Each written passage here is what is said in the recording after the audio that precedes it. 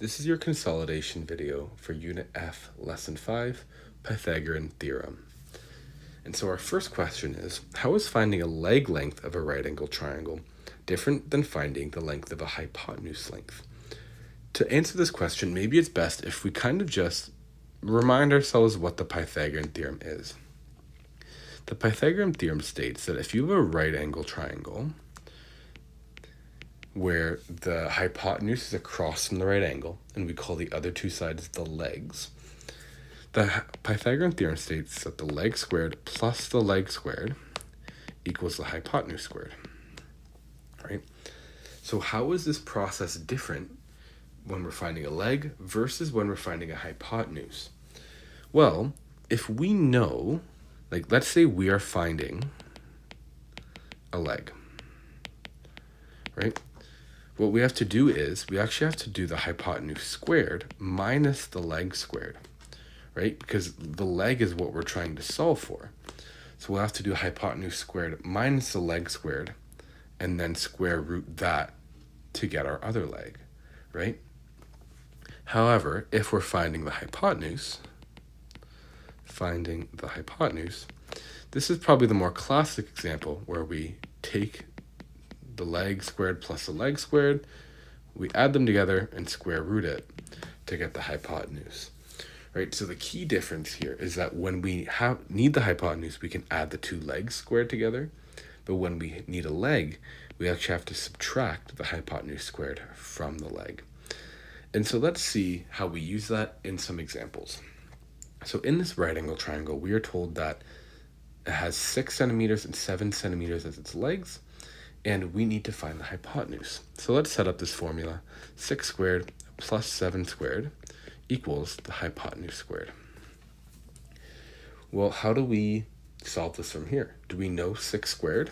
For sure, we know it's 36. Do we know 7 squared? For sure, we know it's 49. Right? Just do the things that you know how to do. Do you know how to do 36 plus 49?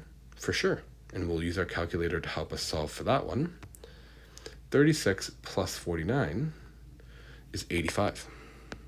So we have 85 is the hypotenuse squared. And so how do we get the value of the hypotenuse? We're just going to square root 85, right? Because we want the hypotenuse by itself, and the opposite of squaring is square rooting. And so when we square root 85, we get 9.2 centimeters is the hypotenuse, right? And that's the missing side length. Let's look at this next example. In this one, we're asked to figure out a leg, right? So we know by the Pythagorean theorem that the leg squared plus 4 squared is 6.5 squared, right? The hypotenuse is always the thing that goes by itself in the formula. And again, just do what you know how to do. We can't really touch the leg squared for now, but we do know that 4 squared is 16. And we can do 6.5 squared in our calculator and get 42.25. Great. So now what do we know about solving this equation? Well, we know that if we can get the leg by itself, right? Variables on one side, numbers on the other, we can solve for the leg. So we're going to subtract 16 on both sides. So on the left side, we just have our leg squared. And on our right side, we have 26.25.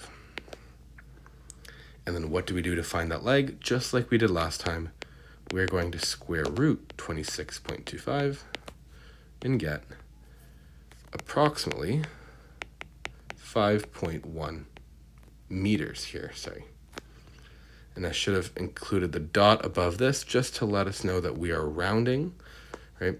Equals with a dot means that we are rounding this thing. If I could erase. Here we go. All right. Question 4 asks us to find the perimeter of the triangle. Well, perimeter means all sides added together, right? It'll be 7 plus 5 plus question mark, right? That's your perimeter. So we need to find out what the question mark is. And we can use Pythagorean theorem for that, right? We know the hypotenuse squared is leg squared plus leg squared. And our two legs are 5 and 7. So we have 5 squared plus 7 squared.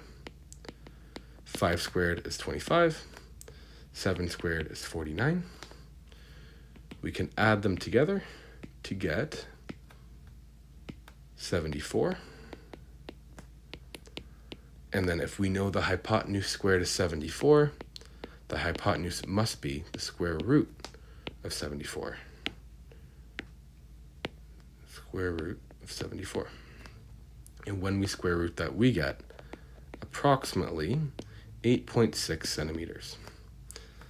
So now, in our last step, because finding the hypotenuse is awesome. It's great that we found that. However, we were asked to find the perimeter. But we said at the beginning that the perimeter was going to be 7 plus 5 plus question mark. We now know the question mark is 8.6. And so 7 plus 5 plus 8.6 is 20.6 centimeters. Awesome. Let's look at question 5. A TV screen is 70 inches. And so when they say a 70-inch TV, what they actually mean is it's measured across the diagonal. Right? So it's 70 inches across the diagonal, noting that the TV is a rectangle. And so if the height is 27 inches, right, so 70 inches, 27 inches, what is the width? So we need to solve for that bottom side.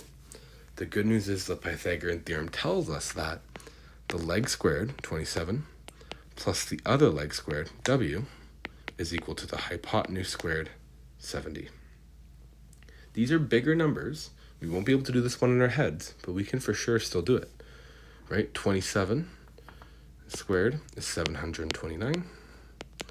We can't really touch the w squared right now, but we can for sure do 70 squared, which is 4,900. Okay, great. What can we do next? Well, we can subtract 729 on both sides. 4,900 minus 729. Oh, messed up again here. 4,900 minus 729. There we go. And we get w squared is 4171.